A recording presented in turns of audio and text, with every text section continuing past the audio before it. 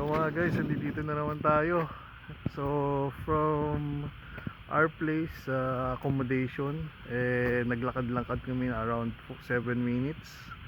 Nandito ako sa parang lake nila, Lago in Spanish. And papakita ko sa areang to. Ito parang ano nila dito, sa Waling ako ngayon, Waling area, but hindi ko ma-pronounce, but dito ako. So dito sa parang lagoon. Ayan. So right now, ano siya, malamig kasi ngayon. So it's around 3 or magpo 4 in the afternoon. Ayan, medyo foggy na, magdidilim. So ito yung ating how many place already, 1, 2, 3, maybe 4 companies na in wala pang 1 year. So ito, actually sinasabi nila dito, may nagsiswimming dito. I think sabi may nagsiswimming, pero sa ngayon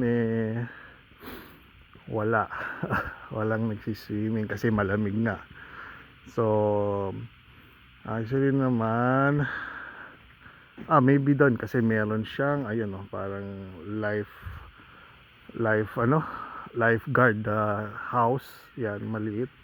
Maybe ando doon siya. So deck niya yan, sa tingin ko may mga bangka na pumupunta dito. Malapit lang, medyo maliit, pero okay, pasyalan, may park. Dyan may park.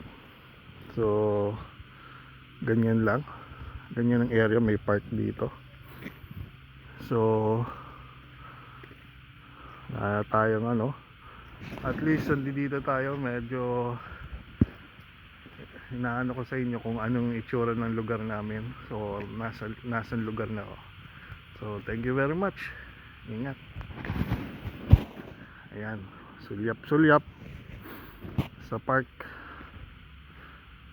Ayan, sulyap tayo sa park dyan. Ayan, ayan po ang park. Ayan po. So ganyan na lang po. Salamat sa inyo. Thank you.